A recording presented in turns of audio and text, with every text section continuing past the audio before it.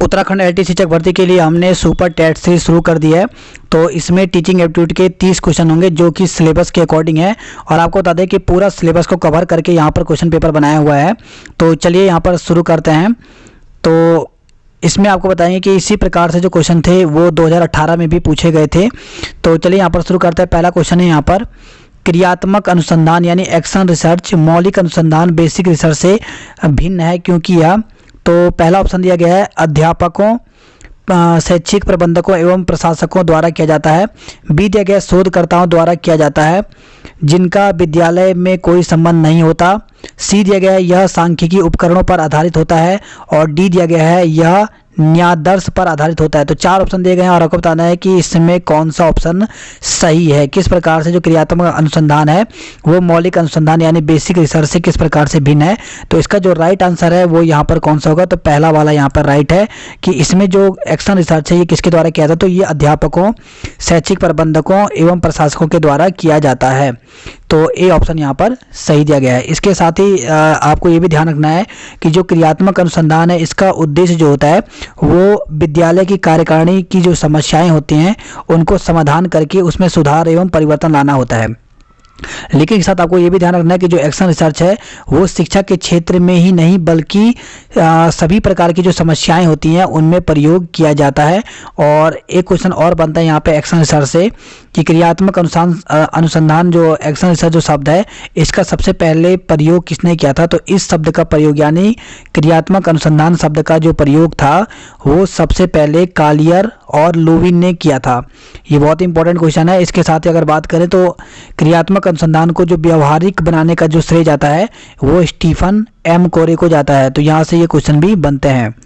आगे बढ़ते हैं नेक्स्ट क्वेश्चन की ओर। नेक्स्ट है यहाँ पे, शिक्षा का अधिकार अधिनियम 2009 के अनुसार विशेष आवश्यकता वाले बच्चों को पढ़ना चाहिए। तो ए दिया गया यहाँ पे व्यावसायिक प्रशिक्षण केंद्रों में जो उन्हें जीवन कौशल के लिए तैयार करेंगे। बी दिया गया यहाँ पर घर पर माता पिता और देखभाल करने वालों के साथ जो उन्हें आवश्यक सहायता उपलब्ध कराएंगे। सी दिया गया खास तौर पर उन्हीं के लिए बनाए गए विशेष विद्यालयों में। और डी दिया गया समावेशी शिक्षा व्यवस्था में इस प्रावधान के साथ कि उनकी व्यक्तिगत आवश्यकताओं की पूर्ति की जा सके। तो 4 ऑप्शन दिया गया है और यहाँ पर पूछा गया है कि शिक्षा का अधिकार अधिनियम 2009 के अनुसार विशेष आवश्यकता वाले बच्चों को पढ़ना चाहिए। तो इसका जो राइट आंसर है वो यहाँ पर क्या होगा, तो इसका राइट आंसर यहाँ पर डी सही दिया गया है। समावेशी शिक्षा व्यवस्था में इस प्रावधान के साथ कि उनकी व्यक्तिगत आवश्यकताओं की पूर्ति की जा सके। तो डी ऑप्शन यहाँ पर सही दिया गया है। इसके साथ ही आपको ध्यान रखना है, एग्जाम में बार बार पूछा जाता है कि शिक्षा का अधिकार अधिनियम जो था 2009 की संविधान संशोधन के द्वारा पारित किया गया। तो इसका जो शिक्षा का अधिकार अधिनियम है ये 86वें संविधान संशोधन जो कि 2002 में किया गया था, संशोधित किया गया था, और इसी के साथ आर्टिकल 21A में जोड़ा गया था। तो ये बहुत इंपॉर्टेंट है। और इसके साथ ही आपको याद रखना है कि जो RTE एक्ट है यानी शिक्षा का अधिकार अधिनियम जो 2009 है ये कब लागू हुआ था, तो ये 1 अप्रैल 2010 को लागू हुआ था। ये भी एग्जाम में बार बार पूछा जाता है। आगे बढ़ते हैं नेक्स्ट क्वेश्चन की ओर। नेक्स्ट है यहाँ पर, मूल्यांकन की प्रक्रिया को त्रिकोणात्मक रूप यानी ट्राइएंगुलर फॉर्म किसने प्रस्तुत किया। तो यहाँ पे दिया गया John Dewey, doctor BS Bloom, Kilpatrick और रूसी। तो किसने दिया था, यहाँ पे बहुत इंपॉर्टेंट एग्जाम में पूछा गया है ये। तो इसका जो राइट आंसर है वो यहाँ पे बी सही है, डॉक्टर BS ये ब्लूम है, ब्लूम। तो यहाँ पर बी ऑप्शन सही दिया गया है। नेक्स्ट क्वेश्चन है यहाँ पे, जिस वक्र रेखा में प्रारंभ में सीखने की गति तीव्र होती है और बाद में यह क्रमशः मंद हो जाती है उसे कहते हैं। तो काफ़ी इंपॉर्टेंट है और यही क्वेश्चन जो था आपको बता दें 2018 में भी पूछा गया था। तो वो कौन सी कहलाती है, तो इसका जो राइट आंसर है वो यहाँ पर क्या होगा, यहाँ पे दिया गया कॉन्वेक्स, कॉनकेव या फिर कॉम्बिनेशन यानी मिश्रित वक्र रेखा या वक्र रेखा ही नहीं। तो इसका जो राइट आंसर है वो यहाँ पर बी ऑप्शन सही दिया गया है, नतोदर वक्र या फिर इसको कहते हैं कॉनकेव वक्र। इसी के साथ आपको ये भी पता होना चाहिए कि जो अधिगम के जो वक्र यानी जो कर्व होता है वो 4 प्रकार के होते हैं। और इसमें कौन कौन से 4 प्रकार हैं वो, तो इसमें जो है एक आता है आपका लीनियर यानी सरल रेखीय वक्र होता है, एक उन्नतोदर होता है, नतोदर होता है और मिश्रित वक्र होता है। तो इस प्रकार से देख सकते हैं यहाँ पे जो 4 वक्र होता है इसमें जो सरल रेखीय वक्र जो होता है, जो लीनियर वक्र होता है, कर्व होता है, जब सीखने की गति एक समान होती है तो उसको क्या कहते हैं, सरल रेखीय वक्र कहते हैं। ये देख सकते हैं एक समान होती है। उनतोदर या फिर जिसको हम यहाँ पर उनतोदर जो वक्र है, इसमें क्या होता है कि इसमें देखिए, इसमें आरंभ में सीखने की गति तीव्र होती है और फिर धीरे धीरे मंद हो जाती है। ये आप देख सकते हैं, पहले तो तीव्र है और धीरे धीरे गति क्या है, निम्न हो जाती है। इसके बाद अगर हम बात करें नतोदर वक्र की, तो इसमें आरंभ में सीखने की गति मंद होती है। देखिए पहले स्टार्टिंग में कम होती है गति, लेकिन धीरे धीरे क्या हो जाती है, ये गति जो सीखने की वो तीव्र हो जाती है। और जो मिश्रित वक्र है, इसमें उनतोदर व नतोदर का मिला जुला होता है। इसमें मतलब कभी अधिक होगा तो कभी कम होगा, इस प्रकार से ये चलता रहता है।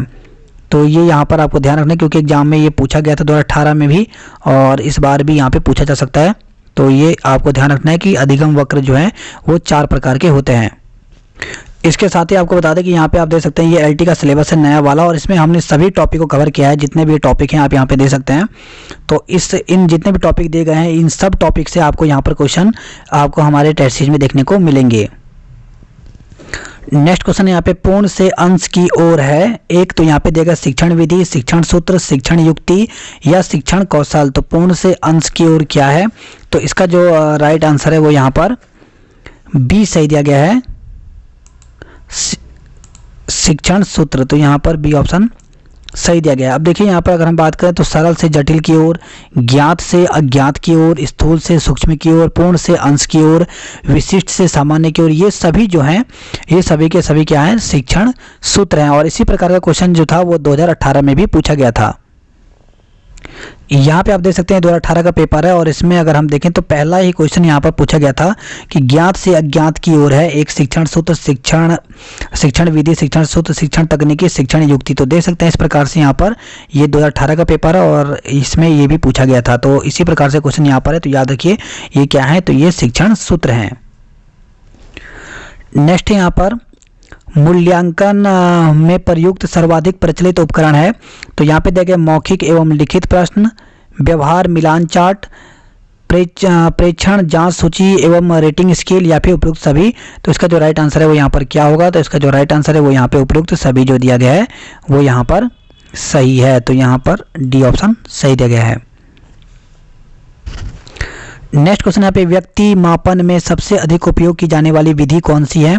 तो आत्मकथा विधि दिया गया, साक्षात्कार विधि दिया गया, सूची विधि दिया गया है या व्यक्तिवृत्ति इतिहास विधि। तो कौन सी विधि होगी, तो इसका जो राइट आंसर है वो यहाँ पर सी सही दिया गया है, सूची विधि। तो सी ऑप्शन सही दिया गया। नेक्स्ट यहाँ पे कौन सा चिंतन यानी थिंकिंग सर्वाधिक उच्च प्रकार का चिंतन है। तो यहाँ पे दिया गया काल्पनिक चिंतन, प्रत्यात्मक चिंतन, तार्किक चिंतन या उपयुक्त में से कोई नहीं।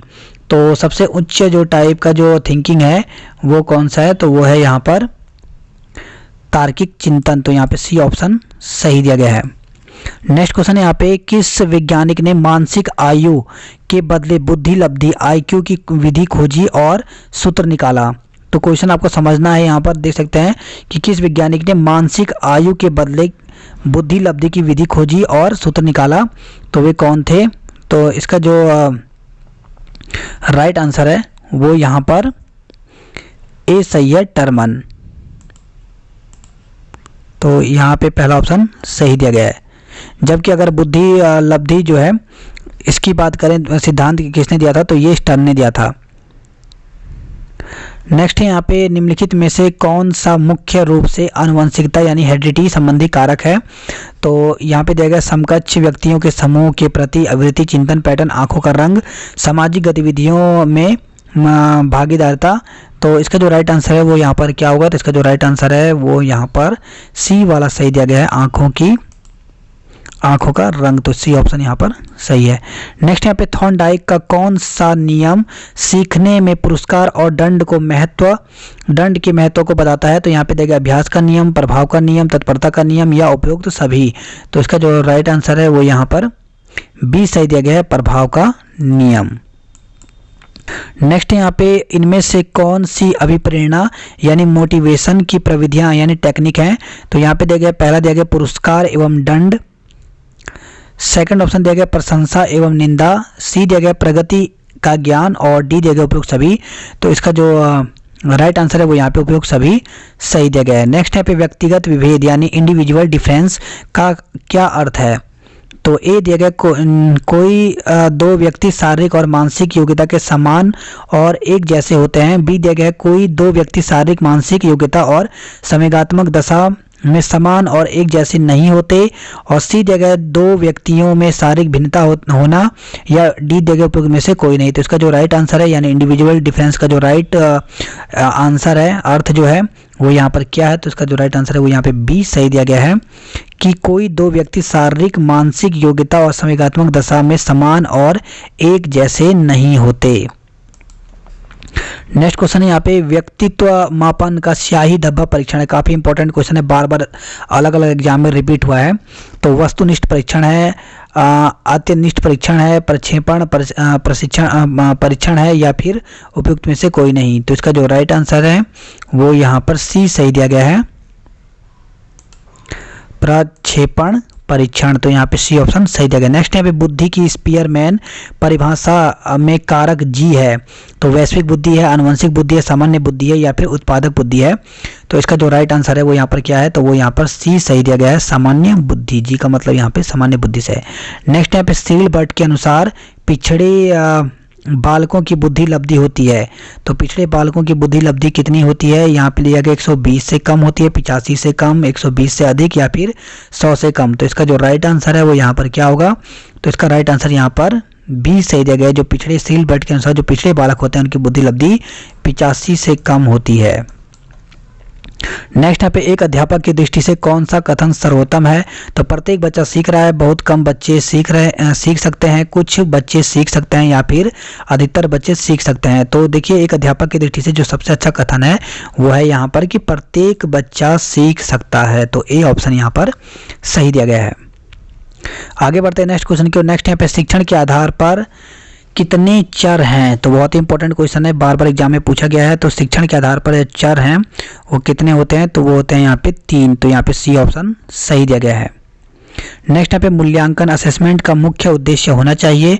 तो शिक्षार्थियों की उपलब्धि को मापना, सीखने में होने वाली कमियों का निदान और उपचार करना, यह निर्णय लेना कि क्या विद्यार्थी को अगली कक्षा में प्रोन्नत किया जाना चाहिए या फिर डी दिया गया शिक्षार्थियों की त्रुटियां निकालना।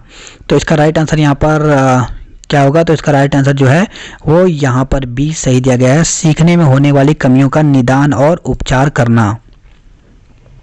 आगे बढ़ते हैं नेक्स्ट क्वेश्चन की ओर। नेक्स्ट है यहाँ पर किस प्रकार के प्रश्नों को वस्तुनिष्ठ प्रश्नों की श्रेणी में रखा जाता है?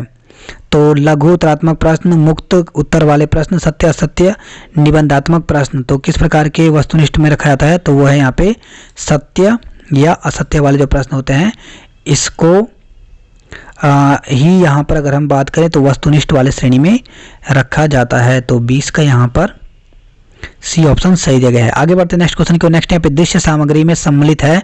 तो यहाँ पे देखिए मौखिक उदाहरण, ग्रामोफोन, एपिडास्कोप या फिर टैप रिकॉर्डर। तो इसका जो राइट आंसर है वो यहाँ पर क्या होगा? तो यहाँ पर सी ऑप्शन सही दिया गया है, एपिडास्कोप। नेक्स्ट क्वेश्चन यहाँ पे वह अधिगम जो व्यवहार के प्रभाव